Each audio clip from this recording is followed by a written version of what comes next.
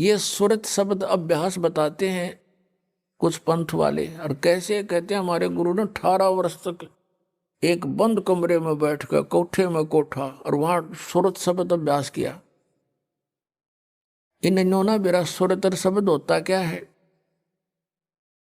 और ये अभ्यास के क्या किया उसने, बता डले डोए हठ योग किया। हठ योग नोट सुरत शब्द अभ्यास हठ योग नहीं होता, वो तो साधना, जैसे हम कोई मंत्र जाप करें, आपको नाम दिया है, वो नाम तो शब्द है, और उसके ऊपर ध्यान लगा के रखना, जोड़ के रखना, उससे 1 सेकंड भी दूर ना करना, ये सुरत शब्द अभ्यास है। यानी उसके नाम के ऊपर सुरती को जोड़े रखना। अगर परमात्मा कहते हैं कबीर जी के जीव्या तो मुख में फिरे और माला फिरे कर्मा ही, मनवा तो 34 फिरे ये तो सिमरण नाही। आप उधर से आप समण कर रहे हो और मन सैर सपट्टे कर रहा है, ये समण नहीं है। आप क्या बोल रहे हो, किस मंत्र का उच्चारण कर रहे हो, चाहे मन मन कर रहे हो, चाहे श्वास से कर रहे हो, श्वास से भी जो जाप कर रहे हो उसके ऊपर आपका ये सुरत है। तुम बोल कौन सा मंत्र कर रहे हो, कौन सा छोड़ रहे हो, कौन सा ले रहे हो, और इसको अभ्यास करना, इसकी प्रैक्टिस करना, नॉन एज सुरत शब्द प्रैक्टिस, सुरत शब्द अभ्यास। ये कान बंद करके, आंख बंद करके, ये सुरत शब्द नहीं, ये तो बिला धुन सुनेंगे, फिर तो सुन ले चाहे ना सुन ले, तो बात जे रही अंदर जो कुछ हो तो हो ही रहा है। अब ये पिछले संस्कारों से आपके अंदर धुन आधी बज रही है पिछले, और वही परमात्मा की ट्राई कर रहे हैं पुण्यात्माएं, जो पिछले संस्कारी। बाकी तो बात भी ना करते, घुटी लाओ मौज करें, अपना जैसा भी उनको धंधा करते रहते हैं। तो आपके अंदर पहले से ही विद्यमान है वो, जो कुछ भी आपको ये अनजान गुरु सुनवाया करते थे, धुन सुन ले, धुन सुन ले। अब जैसे आपके बैंक में, अकाउंट में, आपके खाते में, आपकी कॉपी में, और 1 लाख रुपया जमा हो गया, उस 1 लाख रुपए को आप चाहे डेली देख लो उस पुस्तक, उस अपनी बैंक की कॉपी में, रोज देख लो, चाहे सारा दिन देखते रहो, वो तो 1 लाख जमा ही है आपके। और आगे आप कोई व्यवसाय नहीं करोगे, नौकरी मजदूरी नहीं करोगे, तो वो 1 लाख में तो घटेंगे, बढ़े को नहीं। तो यू दिस इज मेडिटेशन। इस मेडिटेशन में आप सुनना चाहते हो, कुछ देखना चाहते हो, तो यदि जैसे सतयुग त्रेता द्वापर में परमात्मा ने काल को इसलिए छूट दे दी थी कि उन दिनों में घने पुनकर्मी प्राणियों का जन्म होता है उस युगों में, और वो पिछले पुनकर्मी संस्कारी पुण्य साधक होते हैं। प्रत्येक, चाहे कोई गरीब है, चाहे अमीर है, चाहे कोई किसी वर्ण में जन्मा होता है, वो सभी भक्ति किया करते हैं वो उन युगों में, और उनका ध्यान लगता है, मेडिटेशन लग जाता है 1 सेकंड में। और व्हाट इज मेडिटेशन? मेडिटेशन है क्या उनका? जैसे हमारे शरीर में कमल बने हुए हैं, हमारी रीढ़ की हड्डी जो बैकबोन है, इसके अंदर की साइड में कमल बने हुए हैं, यानी कमल चक्कर बने हुए हैं। जैसे एक टेलीविजन के अंदर चैनल होते हैं, और जो भी चैनल ऑन कर दिया जाता है तो उस चैनल में जो कार्यक्रम दिखाई देता वो कहीं और स्थान पर विद्यमान है, और वहां से रिले होकर के वो सिर्फ दिखा रहा है कि ये चैनल में वहां ये कार्य हो रहा है। तो ऐसे ही हमारे शरीर के अंदर चैनल है, मूल कमल, फिर उससे 2 अंगुल ऊपर स्वाद चक्र, फिर नाभि चक्र जिसको नाभि कमल भी कहते हैं, और फिर हृदय चक्र, हृदय कमल, और फिर कंठ का चक्कर, कंठ कमल, और फिर त्रिकुटी का कमल, और फिर सहस्रार कमल।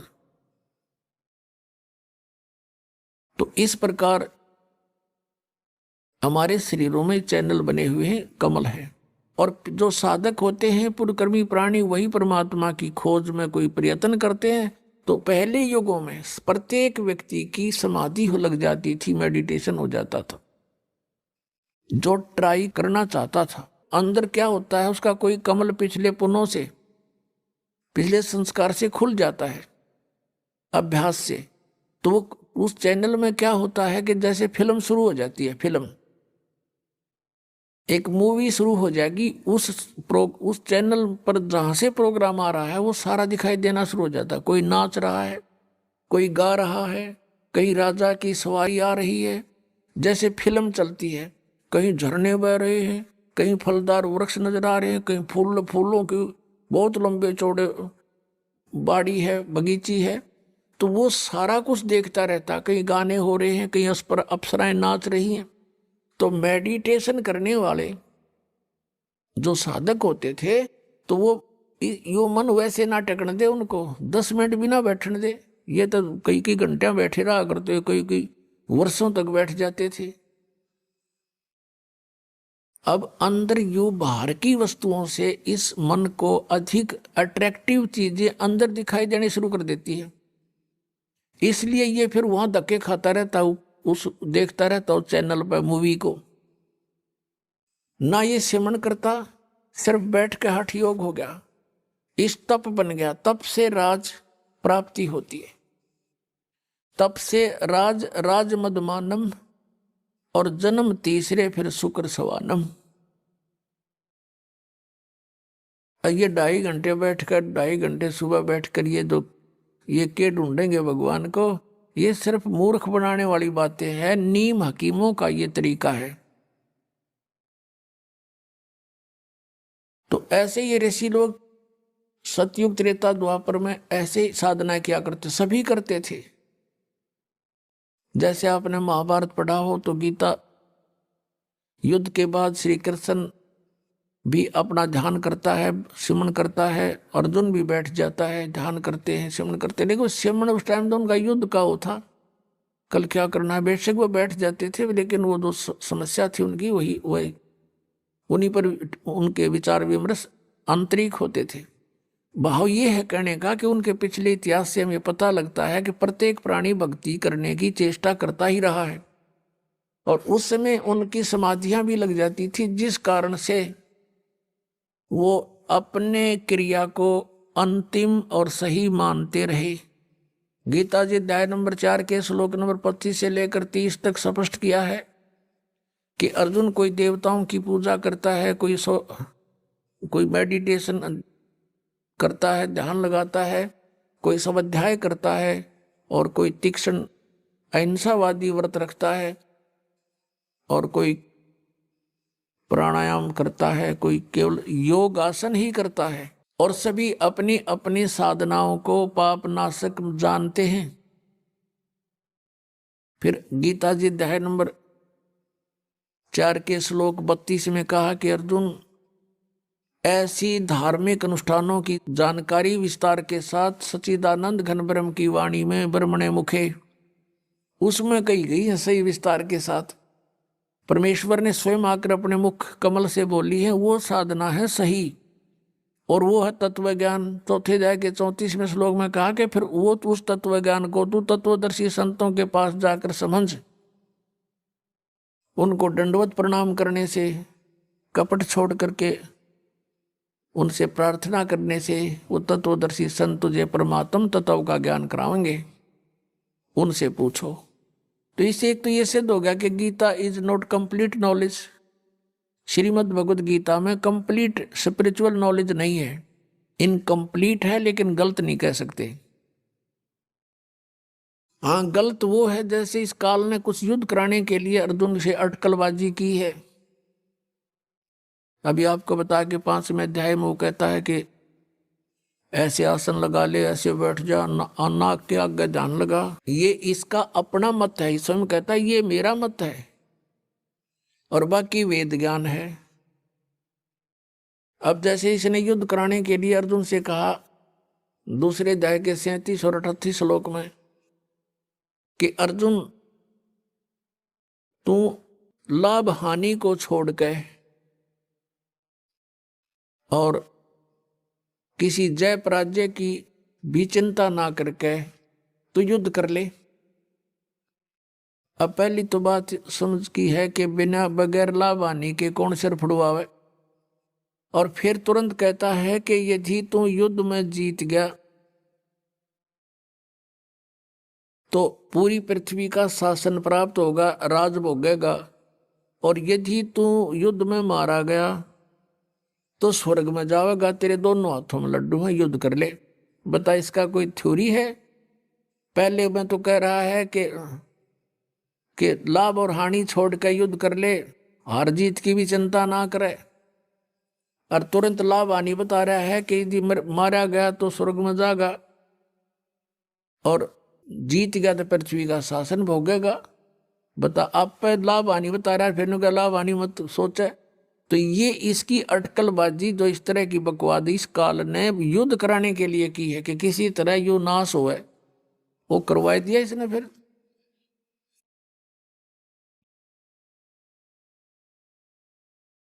सतगुरु संगत छोड़ के लाख वर्ष जप कीने, इंद्री कर्म ना मोक्ष होए फिर काल के अधीन।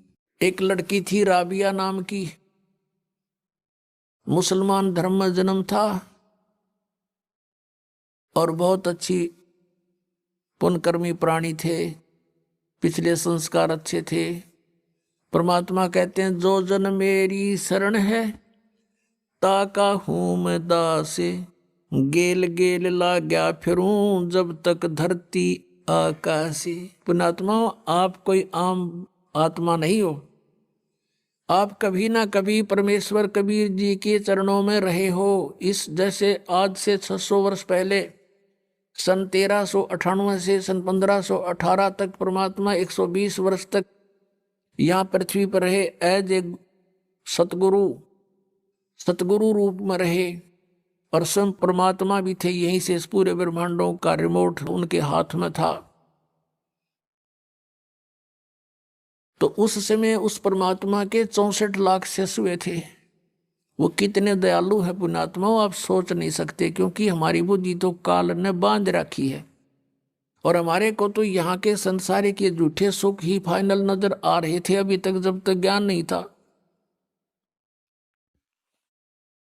अब वो दयालु 600 वर्ष पहले आया, इसलिए आया कि इन आत्माओं को एक बार रिचार्ज कर जाऊं, फिर इनको मनुष्य जन्म मिलते रहेंगे जब तक पिछली पीढ़ी आएगी। ये कलयुग के प्रारंभ की बातें हैं। सन 1398 संवत 1455 ये ज्येष्ठ सुदी पूर्णमासी को परमात्मा सतलोक से चलकर आए, अपने निज स्थान से, उस ध्युलोक से, तेजो में स्थान सतलोक से। और एक कमल के फूल पर, बनारस के अंदर काशी शहर के बाहर वन में एक कमल के फूल पर, लहर तारा सरोवर में खिले कमल के फूल पर आकर प्रकट हुए। वो प्रथम चरण था कलयुग का।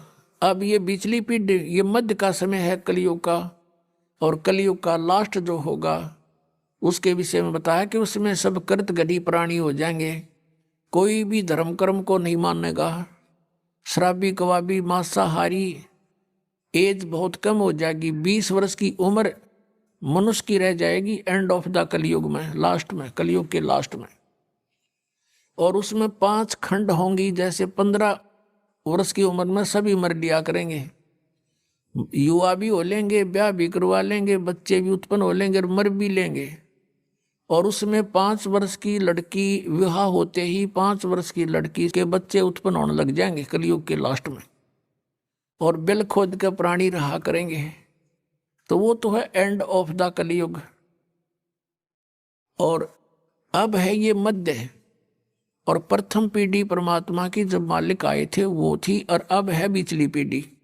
तो इस बिचली पीढ़ी तक आपको लाने के लिए कि इनमें आस्था भगवान की बनी रहे, चाहे ये कोई पत्थर पूजे हैं, चाहे ये किसी कृष्ण जी ने पूजे हैं, चाहे ये कोई और अपना बाबा श्याम जी के धोख में प्रसन्न है, लेकिन वो थे पूर्व के संस्कार। और हम सोच रहे थे कि इन देवताओं की पूजा से हमें सुख हो रहा है, क्योंकि हमें ज्ञान नहीं था। जैसे ये दास भगवान श्री कृष्ण का विशेष पुजारी था, भगवान विष्णु समझो, कृष्ण श्री राम, भगवान शंकर, हनुमान जी का पुजारी, यानी जैसे सारी कौड़ी भर रहे थे, पहले साधली साधना कराया करते थे।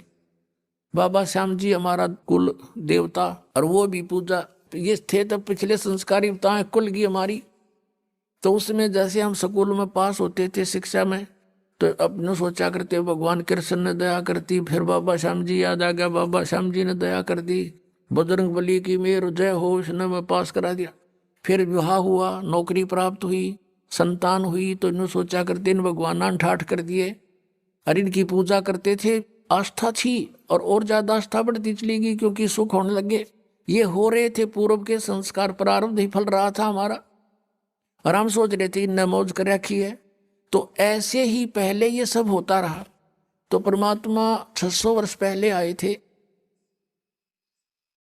और वो कहीं भी जा करके खड़े हो जाते थे, जैसे कोई मदारी तमाशा कराया करे, और खड़े हो जाते थे चौराहे पर या गली के बीच में गांव में, और वहाँ गाने लग जाते थे, अपना ये शब्द सुनाया करते थे। मानुष जन्म दुर्लभ है, ये मिले न बारंबार, तरवर से पत्ता टूट गिरे, बोर न लगता डार। परमात्मा ने ऊंची ऊंची आवाज में कहीं खड़े होकर बोलने लग जाते, आसपास के लोग इकट्ठे हो जाते, काफी झुंड बन जाता, और मालिक की आवाज तो लाउड स्पीकर से भी तेज थी, जहां जो बैठा है उसको वही सुन रहा है और आराम से बोल रहे हैं। और लीला थी उस मालिक की, परमात्मा के आगे क्या है स्पीकर, लाउड स्पीकर है। तो ऐसे सैकड़ों की संख्या में भक्त वहां जमा हो जाते, फिर प्रार्थना करते, हे भगत जी आजाद और डट जाओ हमारे गांव में। अच्छा भाई डट जाऊंगा, वो तो गए इस उद्देश्य से थे। फिर अगले दिन फिर परमात्मा शाम ने भी सुनाते, दिन में वो अपना धंधा करे थे, शाम ने फिर कराएंगे भैया जी हो। ऐसे लाखों लोग हो गए थे भगवान के, उस एक दिन में सैकड़ों जगह प्रकट हो जाते हैं भगवान। जैसे आज तो ये टीवी हो गए, एक व्यक्ति बोलता करोड़ों टीवियों में जाकर वो सारा अपना ज्ञान दे सकता है, उस समय ये भी नहीं थे। और ये होते तो कबीर साहब ने बोलन कौन देता, जैसे इस दास के साथ हो रही। अब जिस पर भी हमारा ज्ञान चलता है, ये नकली संत जब बंद करवा देते, बंद करो बंद करो, ये तो झूठ बोल रहा है, निंदा करता है। तो परमात्मा ने दूसरा तरीका अपना लिया, उस टाइम चलने की जरूरत ना पड़ी। तो ऐसे, और फिर उनको सुख हुआ नाम लेते ही, केवल प्रथम मंत्र देते थे भगवान उस समय, और बीच के ओनली ये 5 नाम जो आपको प्रथम मंत्र में दिए जाते, ये थे वो 5 नाम। जो राधा स्वामी वाले गाटा जोड़ रहे हैं 5 नाम, वो पांच भी नाम, वो भी कोई ना काल के 5 होते हैं। अरे इनसे लाभ होगा आपको यहाँ का भी, और यहाँ से हम चलेंगे, जैसे हमारे शरीर में चैनल बने हुए हैं, इनमें ये प्रधान बैठे हैं, इनके मालिक हैं ये, इनका अकाउंट क्लियर करके हम आगे जा सकते हैं त्रिकुटी पर।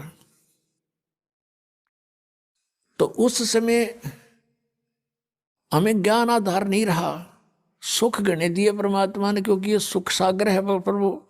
इसकी शरण में आते ही किसी को प्रेतवादा थी, कोई देव रुष्ट था, या कोई शारीरिक कष्ट था, कोई सांसारिक बाधाएं थी, कोई कर्म ठीक नहीं हो रहे थे कार्य, वो सब ठीक होते चले गए।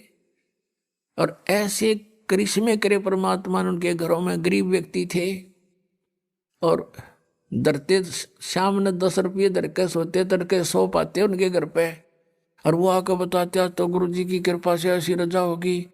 कोई नो कहना तुम रख के भूल गए हो गया, आप पे थर भूल लाग रही है, नो कदे हो आकर। तो वो जिसके बीतता वो जाने, 100 रुपये कड़ा धर के भूलना समय था उस समय।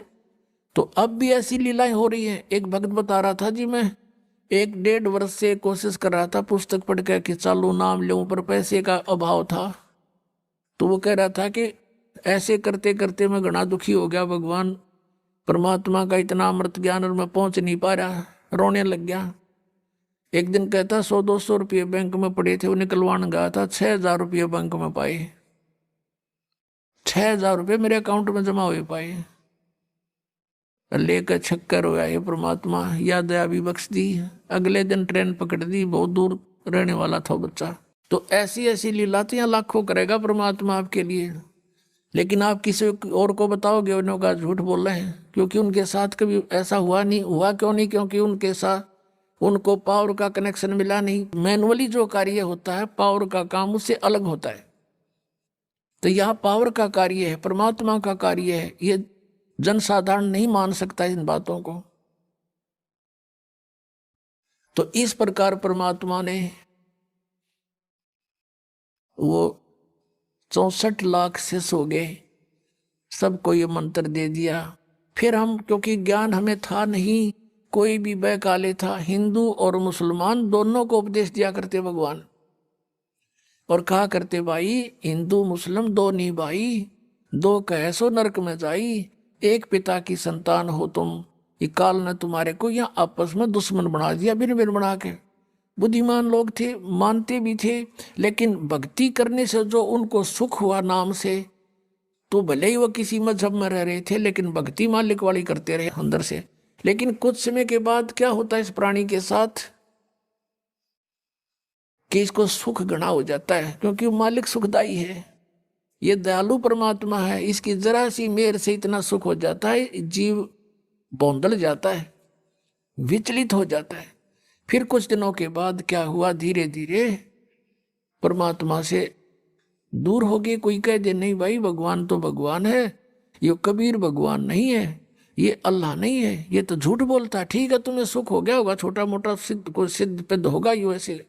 तो इस तरह उन्होंने, हमें ज्ञान ना होने से अपने मजहब के लोगों ने परमात्मा से हमें पुनः दूर कर दिया, लेकिन उस मालिक का उद्देश्य था वो पूरा हुआ।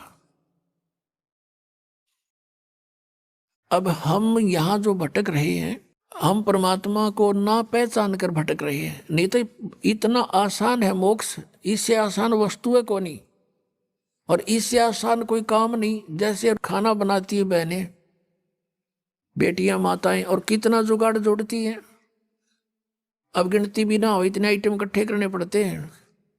परात है, कितना, फिर तवा, चूल्हा, लकड़ी, तेल है, और फिर कटोरा, फिर चम्मच, फिर नमक, मिर्च, इतनी आइटम इकट्ठी करके, और फिर आटा बनाना, फिर सब्जी काटना, छौंक लाना है। और इसी गर्मी हो चाहे सर्दी, उसमें वो चाहे वर्षा हो।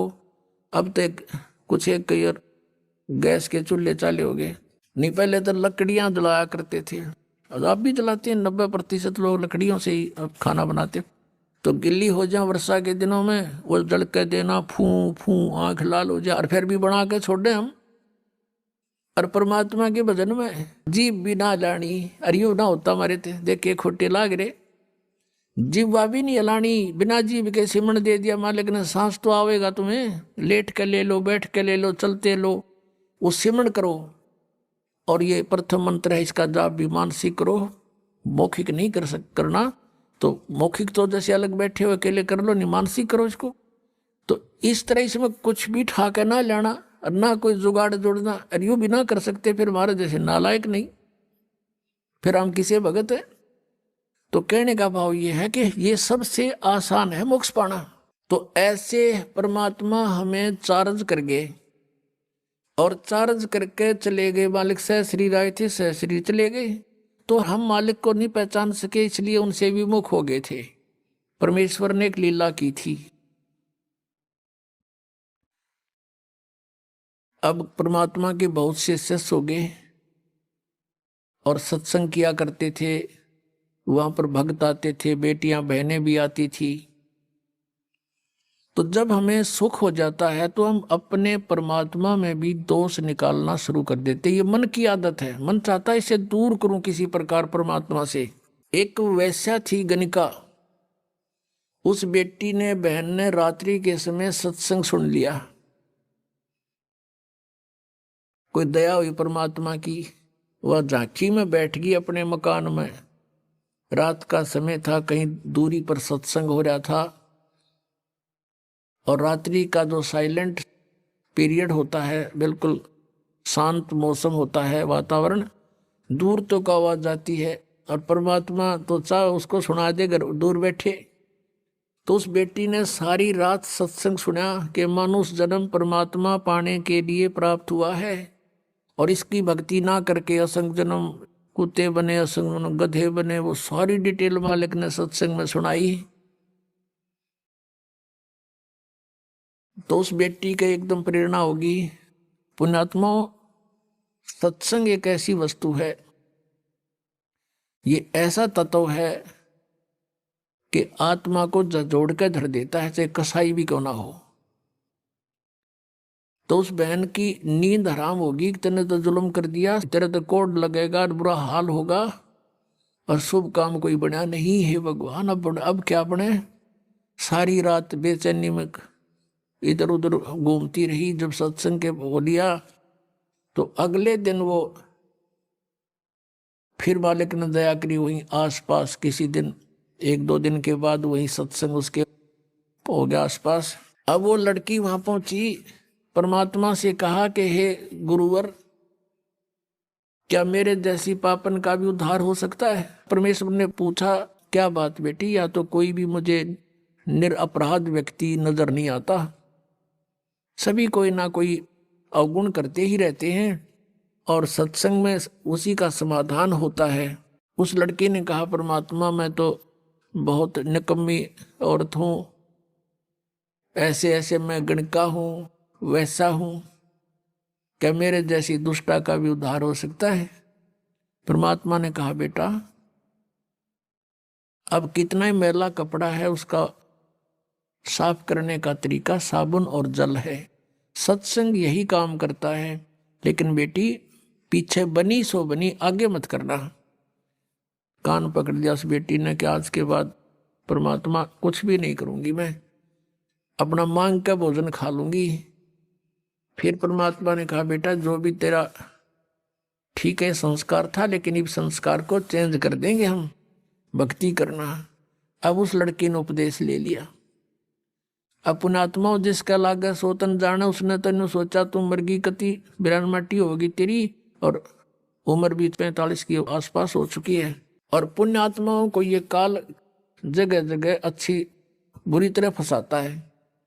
तो उसके लगन लगी, पिछला संस्कार प्रबल था बेटी का, जहां भी सत्संग हो लड़की वहीं पहुंच जा और निकट जा बैठे, मालिक के मुंह की तरफ देखे और सत्संग सुने, गहराई से विचार करे। अब क्या होता है कि वहां संगत में जैसे कोई और बाहर के व्यक्ति कहने लगे रहे, तो तुम्हारे गुरुजी के पास तो वैश्या भी जान लगी, सुप्रसिद्ध वैश्या थी वहां उसकी, काशी शहर की। तो कुछ एक ने तो अपनी बहन बेटियों को, अपने जैसे पुत्रों को जाना बंद करवा दिया, और कुछ एक जो वहां जाते थे वो उस लड़की को धमकाने लगे, तो मत आया कर यहाँ पर, तेने गुरुजी की बेइज्जती करा दी है, सारे शहर में चर्चा हो रही है। अब वो रुके क्योंकि उसको तो मुश्किल तरह पाया बेचारी ने, और वहां से दूर होगी तो उसने हिसाब ला लिया कि तेरा तो नाश हो गया, नरक में भी ठिकाना नहीं है। तो अगले दिन परमात्मा के सामने रोने लगी, प्रभु आपकी बेटी है तो पापन, प्रदाता अपना आश्वासन दिया है कि पापी भी पार हो जाते हैं, इस आस में मैं आपके चरणों में लग रही हूं और मुझे यहाँ आने के लिए मना किया जा रहा है। परमात्मा ने कहा, क्या बात सारी बता, कि ऐसे ऐसे कुछ भक्त कहते हैं, कुछ माई कहती हैं कि तू नीच है, यहाँ मत आया कर, गुरुजी की बेइज्जती करा दी। तब परमात्मा ने कहा, बेटा तू खूब आया करे, और तुझे मना करे उसको मुझे बताना है। फिर परमात्मा ने सत्संग के माध्यम से उनको आगाह किया, भाई कुष्टी हो वह संत बंदगी कीजिए, हो वैश्या के विश्वास चरण चित दीजियो। यदि कोई भगत का कोड भी लाग रहा हो, चाहे कैंसर हो रही हो, लाड़ पड़ती हो, और वो भक्ति कर रहा है, नाम ले रखा है, उससे नफरत नहीं करनी चाहिए, उसको भी सत्साय बुलावे, प्यार से बोले। ये तो किसी का भी हो सके, यह बीमारी तो आपका भी हो सके जब बकवाद करोगे तो। लेकिन अब वो भक्ति कर रहा है तो भक्त हो गया वो, और इससे उसको राहत भी मिलेगी। और जैसे कहते हो वैश्या के विश्वास चरण चित दीजिए, यदि किसी बहन बेटी गलती से किसी भी दुष्कर्म में फंसी हुई है और वो भी सच्ची लगन से भक्ति करती है, कहते हैं उसको भी रिस्पेक्ट देना, बकवाद नहीं करनी चाहिए।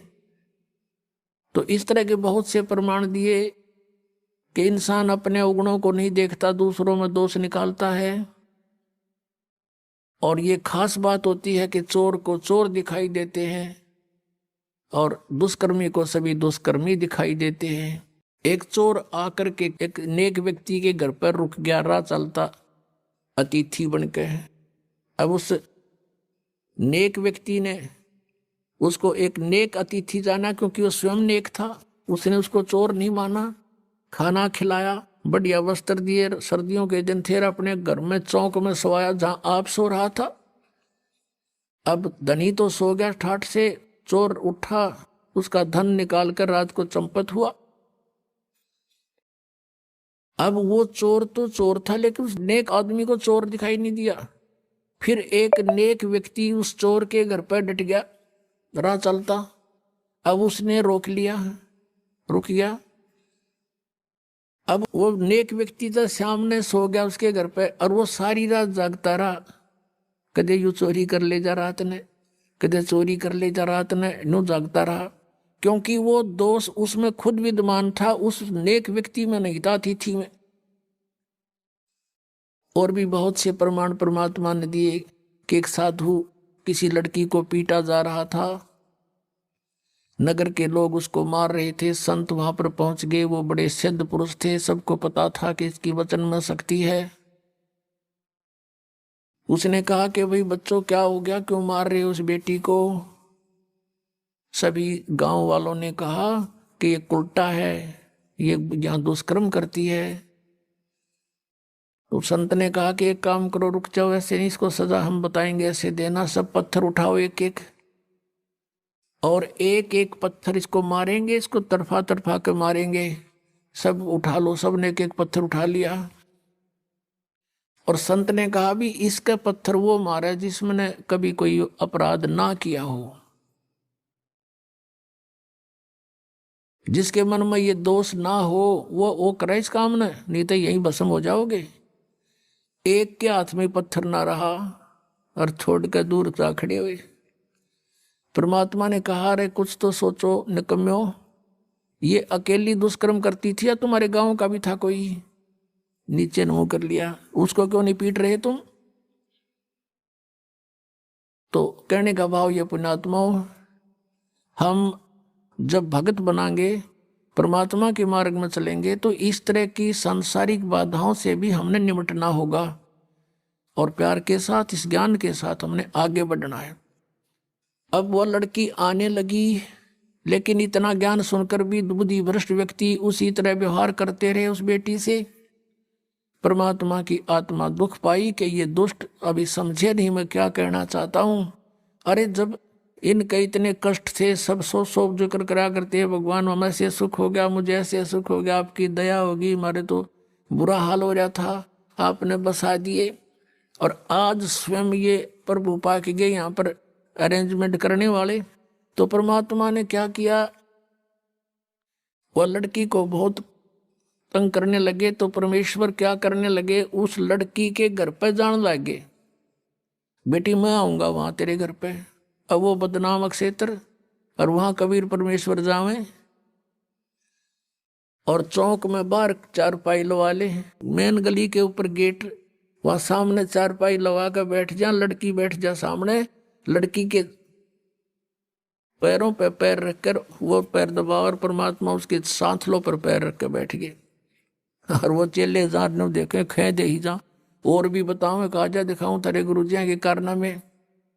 अब कहने का भाव यह है कि परमात्मा ने सोची, या सुर अच्छी ना होती, लाइन का एक कब परीक्षा कर लो, किसी एक भक्त रह रहे हैं ये, उनको समझ चुके थे कुछ हद तक आदरणीय रविदास साहिब जी, और वो ज्यादातर कबीर साहिब के साथ ही रहते थे। रविदास जी से कहा कि भगत एक काम कर, एक हाथी ले आ किराए पे, हाथी किराए पे ले आई, और उस लड़की से कहा, बेटी कल तो पूरी तरह अपना पूरा श्रृंगार करके आ जाना। अब ठीक पिताजी, जो आपकी आज्ञा, आपकी बेटी हाजिर रहेगी। तो उसने ऐसे अपना सारा श्रृंगार किया। और परमात्मा कबीर जी ने क्या किया, एक बोतल में गंगा जल भर लिया, सफेद बोतल में, लड़की को बिठा लिया बीच में, और हाथी के ऊपर रविदास जी को बना दिया ड्राइवर यानी पीलवान, और आप बैठ गए पिछले साइड में, और लड़की के कंधे पर हाथ रख लिया, आधा लटके न्यू आगे ने चेस्ट की तरफ, और एक हाथ में वह गंगा जल और बोतल पीवे नू, और उस लड़की नू करे उड़ा बैठे बैठे। अब परमात्मा ने कहा रविदास जी को कि मेन बाजार में के काट दिया अपनी गाड़ी को, अब मेन बाजार में क्या काट दिया परमात्मा ने वो हाथी, और जो देखा वो अरे कौन है यो भाई, सरेआम वैश्यावृत्ति शुरू करती कि कबीर है जो लाया धानक कबीर, भगवान बतावे थे उनके चेला लाओ बुला बुला के, क्या जा तेरे गुरु जी के कारनामे दिखाते हैं। उधर सा देखा नू कह ना, मैं तो वहीं आ गया, जाया करता कदे कदे, मैं ना जाता था वहां पर, मुझे तो फलाना लेके गया था एक दिन।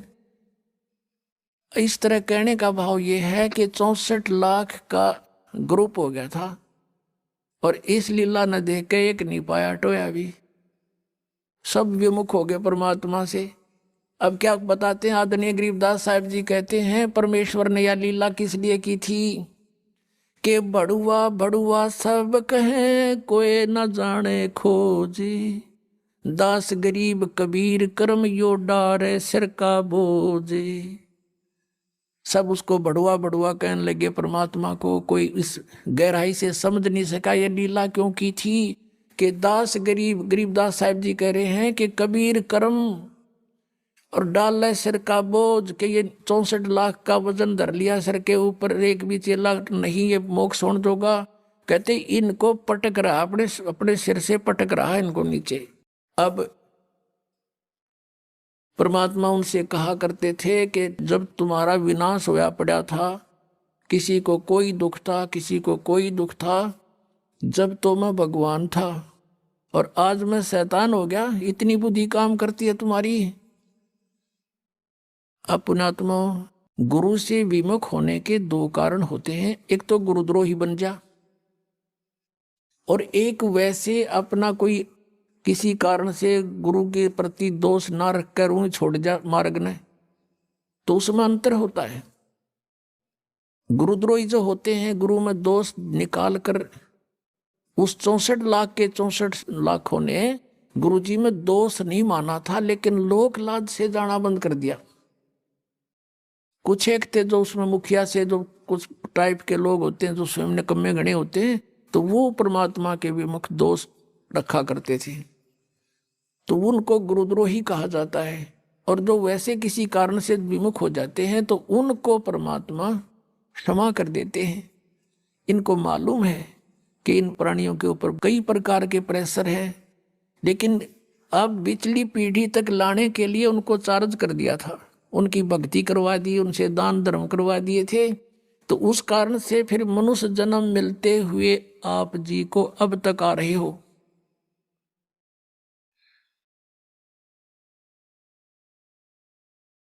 और मनुष्य जीवन से जो आता है प्राणी, और अब भी उसको मनुष्य जीवन प्राप्त है, उसके कर्म भी बहुत अच्छे होते हैं, उसका स्वभाव भी अच्छा होता है, और परमात्मा के बिना वो रह नहीं सकता। तो वो स्थिति आप जी की है। आप कहीं ना कहीं भटक रहे थे भगवान की खोज में, चेक कर रहे थे कुछ भी, वही यहाँ आ रहे हैं। या बिल्कुल कोई नहीं कर रहा था, वो कोई एक आधा वैसे संस्कार वश ना उसका, तो वो वैसे एक आधा पुण्यकर्मी प्राणी होता है। वो एक आध कहता है जी मैं तो उसे पूजा किसी की नहीं करा करता, और नास्तिक भी नहीं था, तो वो अलग बात है, और वो भी सुखी था। और जो तुम साधनाएं करते थे, ऐसा लगता था जैसे हम ये पूजाएं करते हैं शायद ही इसे सुख है, और दुख आने लगे जब वो पूजाएं कोई सहयोग मिला नहीं। तो इस प्रकार हमने इस ज्ञान को भी समझना है और भगवान को भी जानना है। तो अब परमात्मा ने आपको ये ज्ञान साथ दिया है, और इस ज्ञान के आधार से, और पहले हमने जो फॉल पॉइंट हमारे हुए जिससे हम फेल हुए वो भी याद दुआ रखे थे दास ने। तो ये क्रोथा कांड जो हुआ, इसका कारण यही था कि इस दास ने नकलियां की पोल खोल दी सबकी, और इन लोगों ने अफवाहें फैलवा दी, उनको मिसगाइड कर दिया कि वो ऐसा क्रोथाश्रम में ऐसा होता, समाचार पत्रों में भी ऐसी भूंडी बदनामी कर दी। लेकिन मेरा एक भी बच्चा हमसे दूर नहीं हुआ, क्योंकि वो दास को बहुत गहराई से समझ चुका था। तो इसलिए आज वो जो पहले फेल हुए थे तुम आज पास हो गए। किस कारण से पास हुए कि आप जी ने परमात्मा को पहचान लिया, आप शिक्षित हैं, वेदों को दिखाया दास ने, गीता जी को दिखाया, पुराणों को दिखाया, अन्य नकलियों के सब आपके सामने इतिहास दिखाए, तो आपको 100% विश्वास हो गया कि कबीर इज गॉड, और हमारे गुरुजी हैं, चाहे कोई कुछ भी कहो। तो इस प्रकार से वो जो पहले हम फाउल हुए थे, ईब ना हुए, तो अब हम पार हो जाएंगे।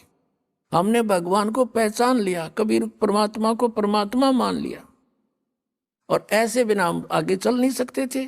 ऐसी बेहुदी अफवाहें फैलाई गई थी समाचार पत्रों के माध्यम से, मीडिया के चैनलों के माध्यम से।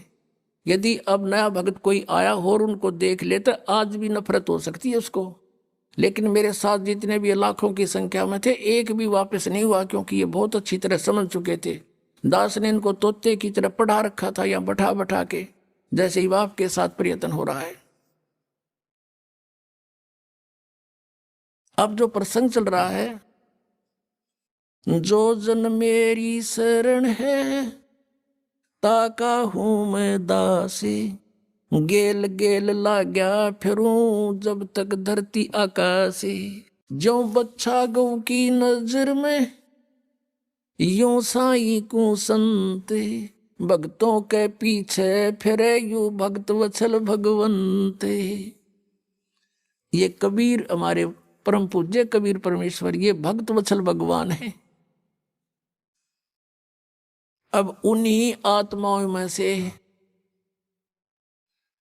एक आत्मा मुसलमान घर में जन्म हुआ, उसका राबिया नाम था उसका, राबी। अब परमात्मा किसे दयालु है, जैसे आपको बहुत बार वेदों के प्रकरण दिखाए हैं।